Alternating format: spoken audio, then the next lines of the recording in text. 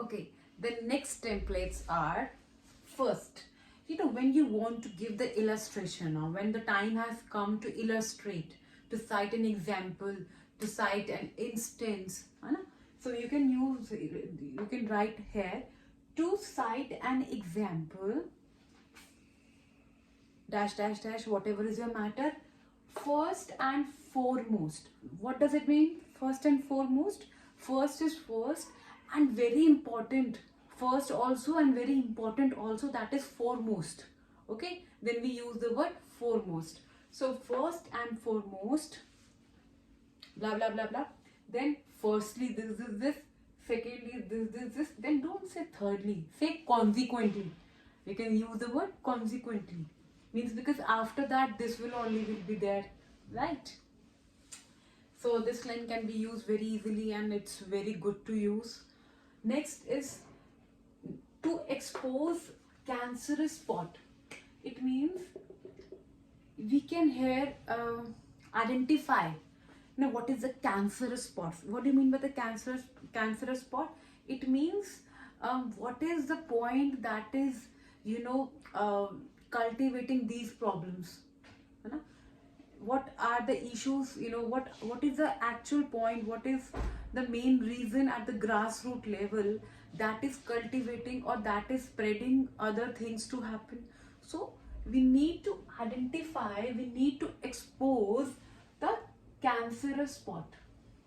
Okay, next is I feel the full autonomy may have an adverse effect, this, something like that. If in the para it demands that I feel the full autonomy or I feel partial autonomy, right, can help it out. So you can write down there.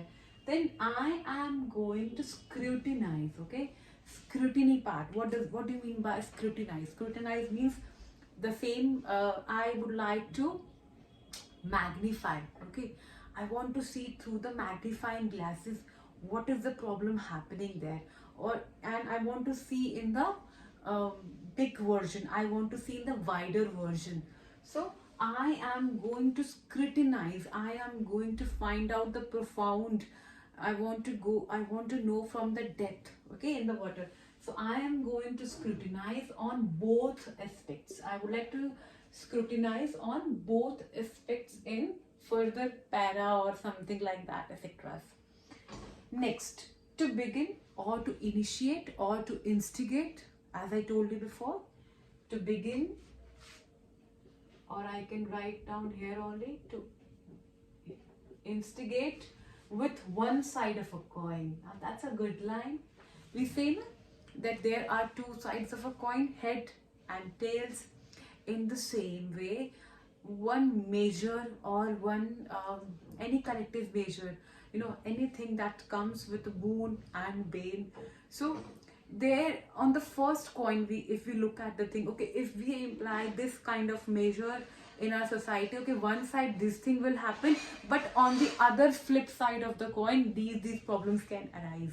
So you are detailing here all about that there are two sides of a coin, and on the one side I would like to first initiate with the first side of coin, and then I will move ahead towards the second side of the coin. Okay, next, it provides the wings. Okay, like what are you detailing is providing the wings. What does it mean? It means it's adding more feather, it is adding more quality, it is more growing stuff. So it provides the wings to the fantasy and etc. Next, on the paradoxical side, okay, on the paradoxical side there are plenty of drawbacks, okay, but on the another side there are plenty of drawbacks.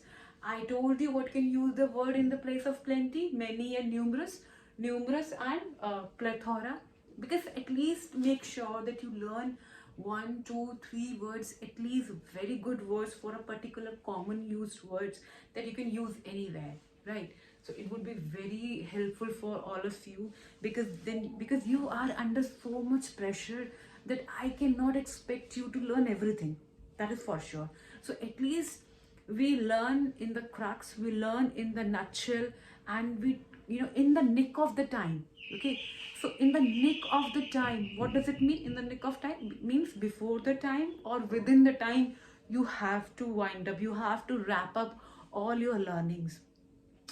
Since many of us book the IELTS like after 15 days or 30 days, because you don't have enough time to expand your time, because then you have to submit the applications to the university for further reasons.